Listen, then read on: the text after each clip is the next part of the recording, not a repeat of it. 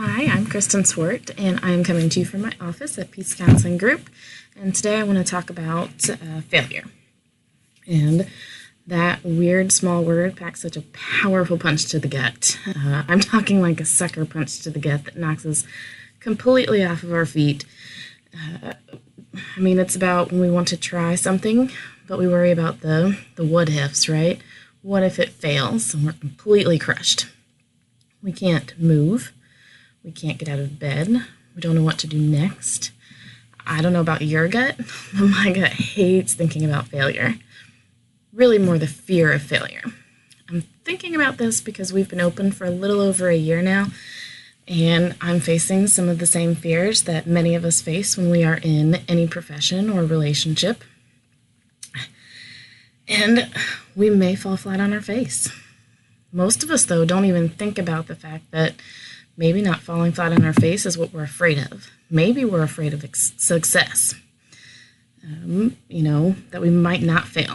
That someday, even maybe when I am successful, then I might fail, right? When I'm entrenched in my profession or relationship. Failure doesn't mean I'm not worthy of being treated with respect. It doesn't mean that I'm not valuable, right, as a human being or a person. Failure simply means I'm in a place to learn and grow from this experience. And I know a lot of you are sitting there going, wait, what? Excuse me, lady? You want me to learn? I'm just trying to make it to the next minute, hour, day, right? Yes, I understand that. And it is a process getting to that place.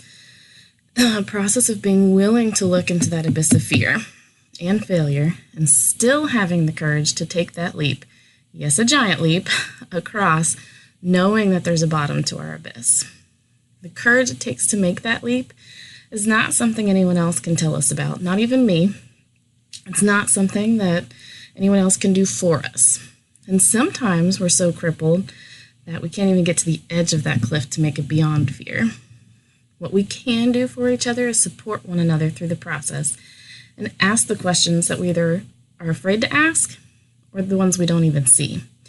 For example, we might be at a fork in the road about whether to take a job, whether to leave a spouse or not, whether to pick up that next drink or not, and some of those questions that we can ask in the moment, the ones that I see as kind of the easy road, right? Well, if I just divorce my spouse, I'll be happy or we'll be happy. If I just pick up this drink, one more drink will make me happy. If I just get a different job, then I can be happy, right? These thoughts may be what's needed. I don't know. But what if it's fear that's holding us back from our full potential, right? Thinking about questions of, well, what if I can be happy in my marriage? What if I can be happy without that drink? What if I could be happy with myself? All these questions swirl around that abyss, keeping us from seeing the bottom and how far we may actually fall if we don't reach the other side.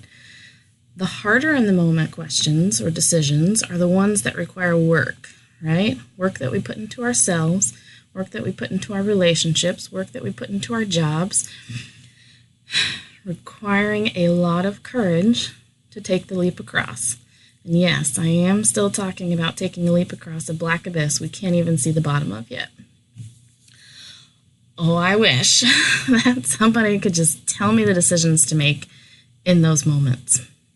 But the reward for making that decision on my own is part of what gives that inner feeling of peace. Meaning our gut is no longer churning, that sucker punch doesn't keep us from breathing. We can see the bottom of that abyss, even if our world is crumbling around us. We can overcome that fear. It doesn't always happen alone, though. Sometimes we need help to see through the fog of questions, to see what's really going on, and we can't always do that for ourselves because we're crippled by that fear. But once we do see what's going on, the view is amazing. And we're no longer necessarily not scared, but we're ready to take that leap. Sometimes we find that the fall isn't as far as we thought it would be. We can breathe again. We can stand again. we can move again, we can take that leap. How about you? Are you ready to take that leap? Do you want peace in your marriage? Do you want peace with yourself? If so, what would happen if you braved that fear of failing, took that leap? Remember, it doesn't have to be done alone. You can call us here at Peace Counseling Group. Once again, my name is Kristen Swart.